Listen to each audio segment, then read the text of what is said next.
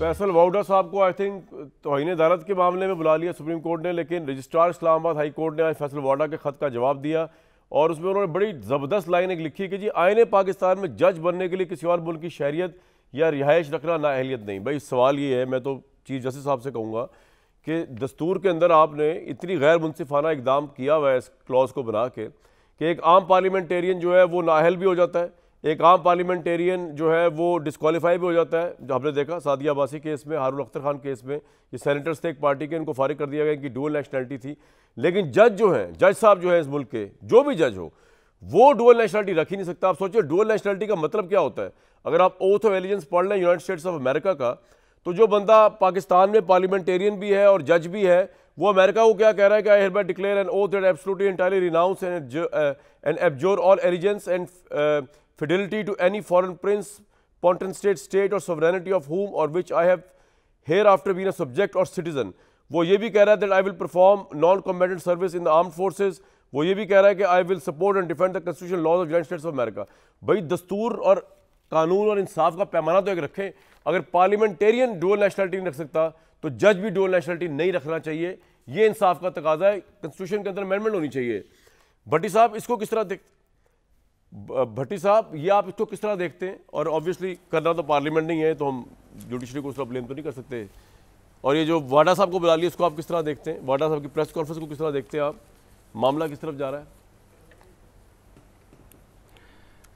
एक दो अगर आपकी इजाज़त जी जी क्विकली सर, टाइम कम होगा, प्लीज़ बोले जो पिछले जी एक तो अल्लाह कलसूम नवाज़ साहबा की मग़फ़िरत करे, और वाकई नवाज शरीफ साहब के लिए बड़ा सब्र का मामला है।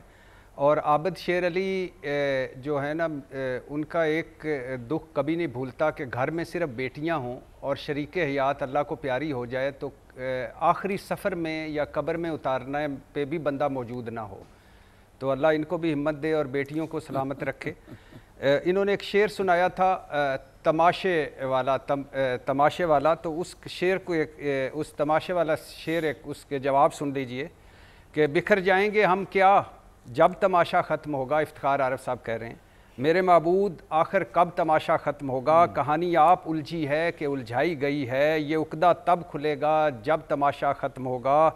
ये सब कुठपुतलियाँ रक्सा रहेंगी रात की रात, सहर से पहले पहले सब तमाशा ख़त्म होगा।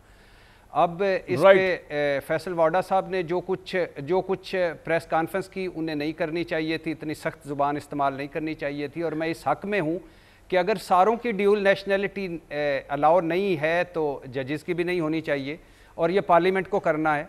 और तीसरी बात यह कि अब वो सुप्रीम कोर्ट में है, वहाँ जाके वो अपना केस लड़ सकते हैं, और इस हवाले से कानून साजी या पॉइंट आ गया जी।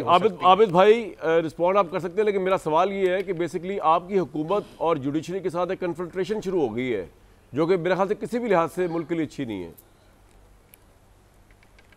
नहीं देखे, कोई कन्फ्रंटेशन वाली बात नहीं है। और आपको याद होगा कामरान शाहिद भाई कि फेक डिग्री होल्डर्स पर मैंने ही इनिशिएटिव लिया था। उस वक्त जो जिनके पास फेक डिग्रीज थी उनको डिस्क्वालीफाई किया गया, फिर उधर से ड्यूल नेशनलिटी का चल पड़े। जो ब्यूरोक्रेसी जो ब्यूरोक्रेट्स जिनके पास ड्यूल नेशनल्स थे उनको भी नौकरियों से हाथ धोना पड़ा।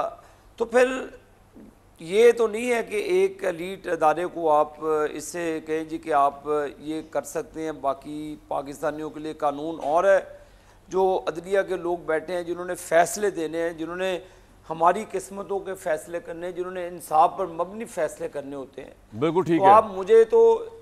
आप सीट पे बैठ के मुझे तो कहते जी कि आप डिस्क्वालीफाई हैं, यही बात मैं कर रहा था। बिल्कुल ठीक है, बिल्कुल ठीक, ये पॉइंट आ गया। अगर आप वो ड्यूल नेशनलिटी रखते हैं तो उस पर आपकी आरा क्या है कि क्या आप मेरे पे तो फैसला दे रहे हैं, तो फिर ये लागू, यही मैं कह रहा हूँ, इंसाफ का तकाजा तो ये फिर जजेस पे भी लागू होना चाहिए, पार्लियामेंटेरियंस पे। जी अजहर साहब, आप कुछ कहना चाह रहे हैं इसमें? बिल्कुल होना चाहिए। अच्छा मैं बताऊं ना, मैं बताऊं, आईने पाकिस्तान पढ़ लेना चाहिए ना।